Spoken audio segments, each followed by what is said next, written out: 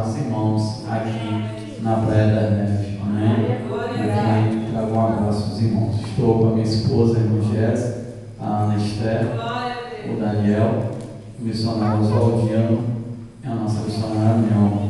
E esse culto para mim é muito especial, porque eu confesso aos irmãos que eu amo missões e a arte no meu coração. E quando o irmão falou que era missão, eu me senti mais, porque antes de vir para cá, lá no estado do Rio, a gente fazia muitas essas obras missionárias nas ruas, nas praças, e um grupo que a gente tem, cujo dos irmãos está, que é o grupo de Missões Sem Fronteira, ID, né? Que tem várias pessoas de vários locais, denominação e países, né? E de várias, né, igrejas interdenominacionais.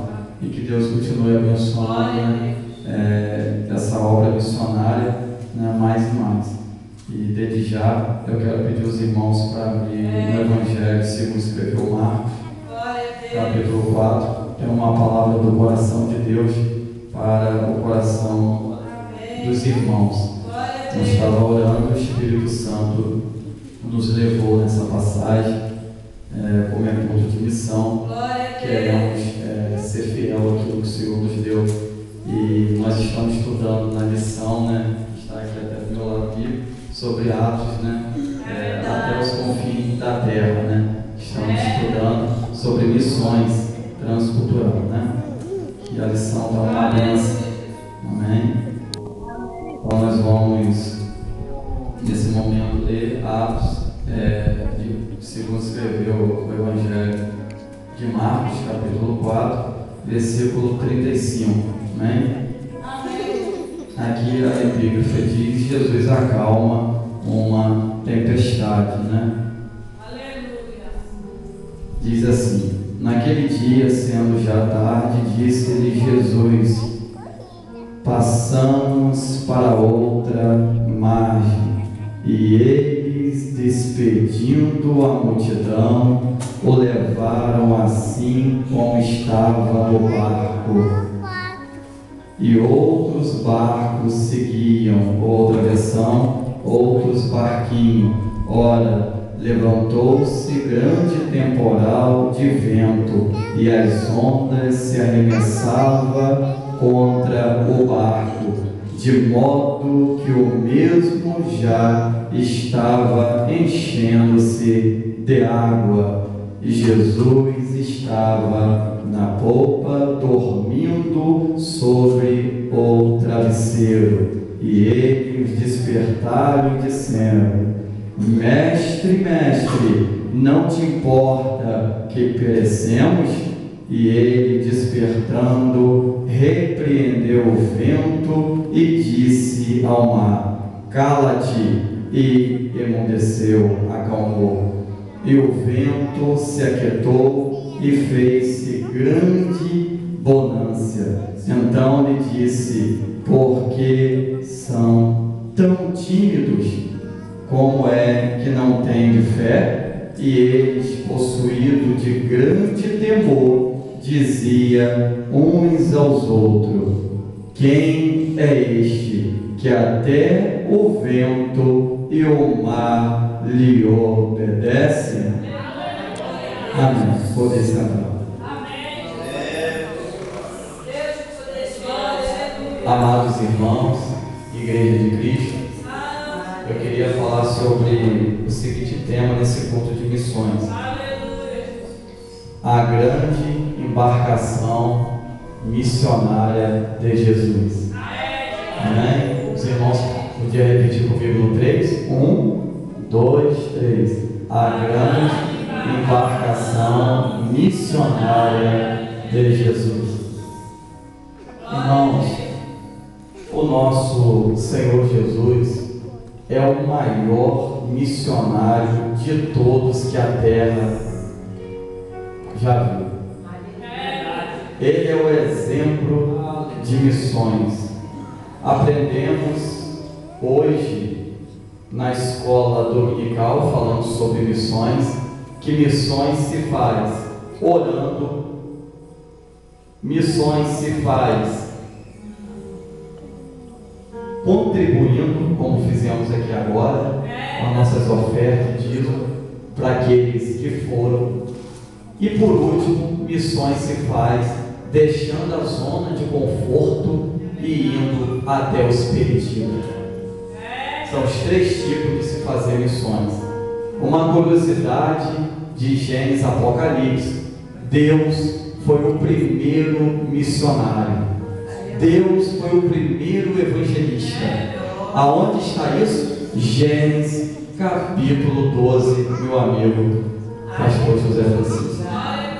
Gênesis capítulo 12, o próprio Deus evangeliza um homem chamado Abrão, da terra de Ur dos Caldeus, um gentil, e chama ele e lhe faz uma promessa, dizendo que faria dele uma grande nação.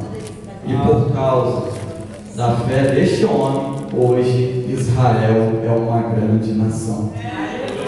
Porque o homem acreditou que aquele que prometeu é fiel para cumprir. As promessas de Deus é a mesma coisa do que uma realidade. As promessas de Deus é uma certeza que vai se cumprir. E Deus foi o primeiro evangelista. Ele mesmo evangelizou Abraão, que depois trocou seu nome por Abraão, que é pai de multidões.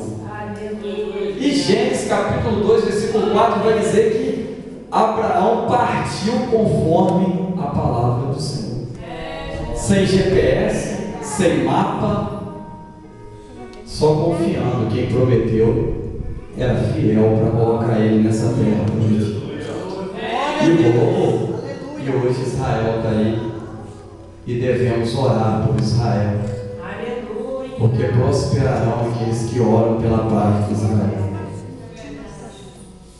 Sendo assim, amados irmãos, nessa introdução do capítulo 4, segundo escreveu o evangelista Marcos, nós encontramos o nosso mestre Jesus fazendo um convite para os seus discípulos, para que eles entrassem em uma embarcação e pudessem ir para o outro lado da margem, para o outro lado.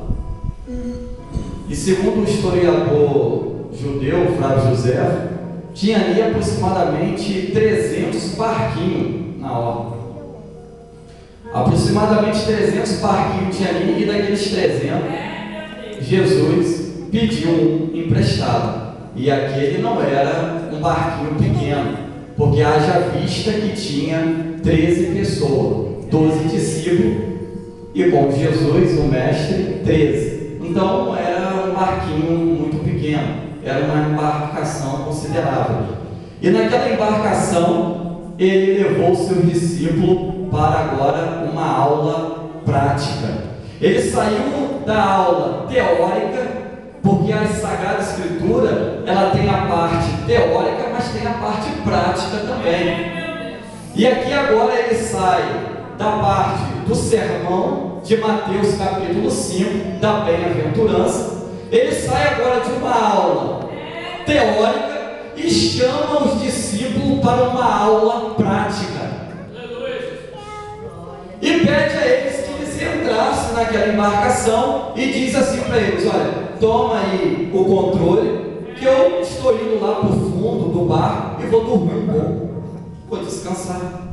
E vocês, como ali tinha exímio marinheiro, porque todo bom pescador, normalmente ele é um bom nadador, e ali tinha homens como Pedro, André, que já era acostumado a pescar, e já era acostumado naquele apelidado mar da Galileia, que nós iremos aprender hoje que não é um mar, e sim um grande lago, que é chamado, conhecido como Lago da Galileia, conhecido, apelidado como o mar da Galileia.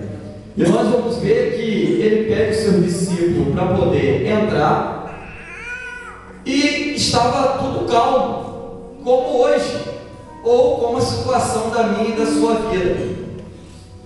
Estava tudo calmo e ele vai descansar, porque como homem, ele estava na sua natureza ali, humana, e ele também cansava fisicamente. Ele foi descansar como homem, mas como Deus, missionário de homem, ele estava vendo tudo e sabia de tudo que ia acontecer. Por isso ele foi descansar.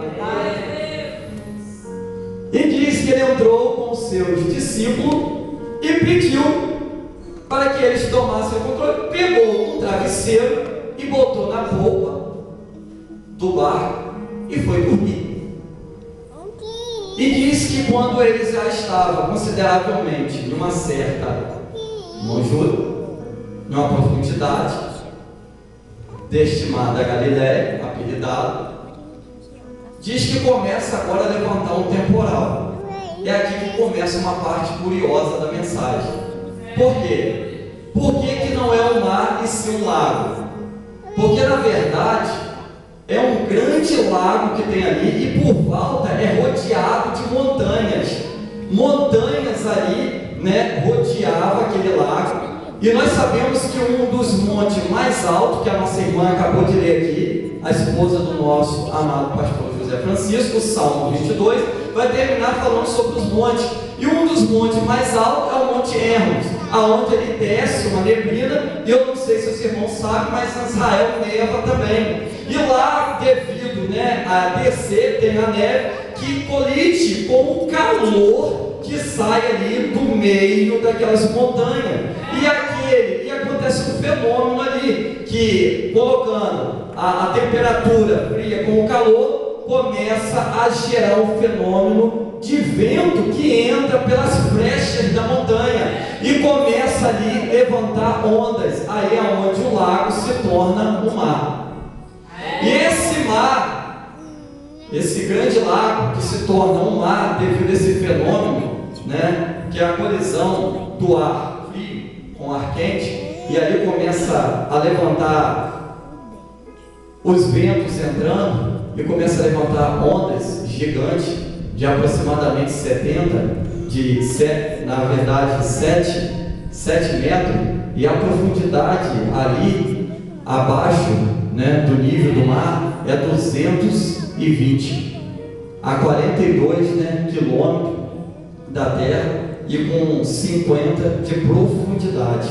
E diz que aquelas ondas começaram a se levantar de tamanho que aqueles homens que eram muito experientes e bom nadador começaram a ficar desesperados, porque não era qualquer temporalzinho, era um grande temporal, era uma grande tempestade que estava se levantando naquele momento. Bem certo que era uma tempestade física que estava acontecendo ali, mas Jesus deixou para ensinar eles também no nível espiritual. E trazendo essa tempestade física para o nível espiritual, em uma tempestade, 3 coisas acontecem, 3 visões que nos ensina. A primeira, que toda tempestade é imprevisível, ninguém espera uma tempestade. Estava calmo quando eles saíram, mas de repente, quando estava lá no meio do lago, se levantou uma grande tempestade. Eu não sei nessa noite qual é a tempestade que você está enfrentando na sua vida. Eu não sei se você está enfrentando uma tempestade na sua vida conjugal. Eu não sei se o seu casamento está meio frio. Eu não sei se você está passando uma tempestade na sua vida financeira. Porque a tempestade, ela vem de repente. E é assim que acontece na nossa vida. De repente o pneu do carro fura, de repente o patrão nos chama e manda a gente embora. De repente você vai fazer um exame, e lá nesse exame descobre que você está com uma doença. É de repente. As tempestades da vida são imprevisíveis. E segundo lugar, não tem como ter controle humanamente das tempestades que surgem. Não tem como ter autocontrole. Não tem como ter controle. Às vezes a tempestade vem, ela é incontrolável. Não dá para controlar. Não dá para a gente ter controle. Como controlar alguém que decidiu partir, não quer mais ficar com você? como controlar um exame que apareceu ali, mostrou uma doença, e às vezes até uma doença incurável.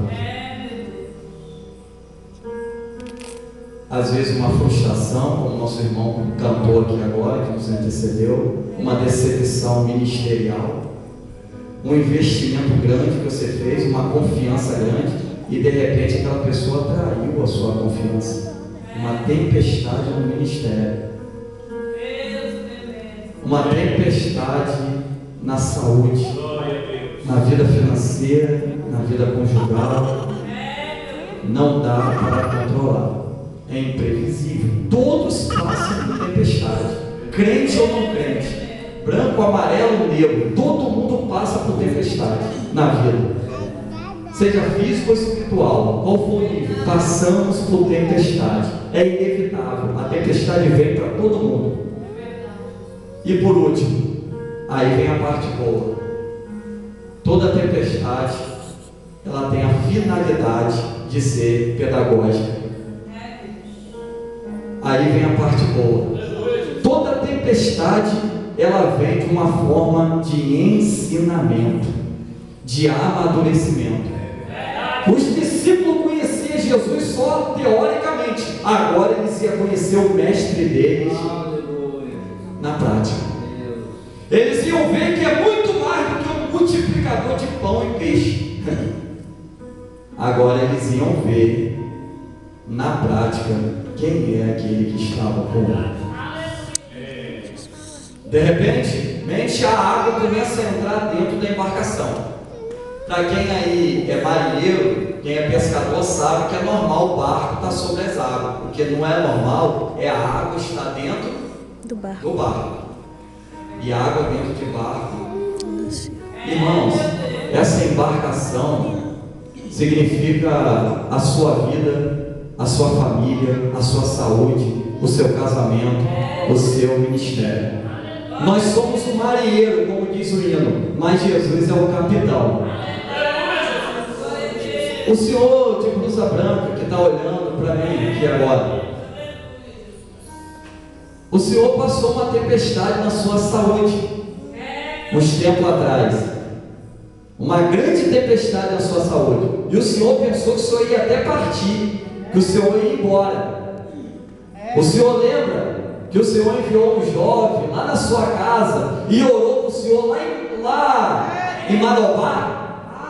Um jovem que estava vendendo um caldo de cana entrou na tua casa para vender um caldo, e ele bateu, e o senhor não estava nem andando, e ele pediu ao senhor licença para orar, e o senhor abriu a porta da casa, e nesse momento o senhor estava passando uma luta muito grande na saúde do senhor.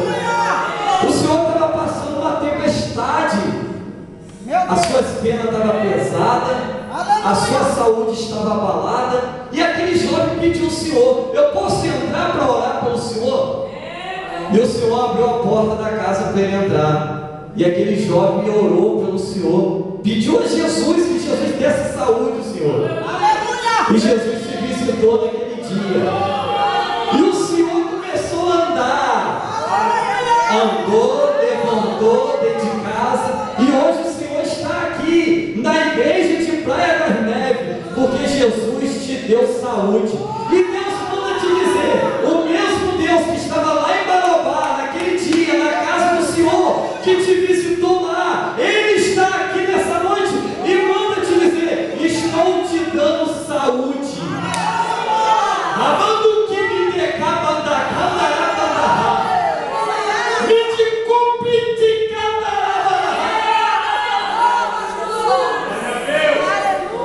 esse Jesus que nós servimos é o capitão da nossa embarcação. É esse que vos apresento nessa noite. Eu tenho um barco que navega sobre o mar, e o meu Jesus é o meu capitão.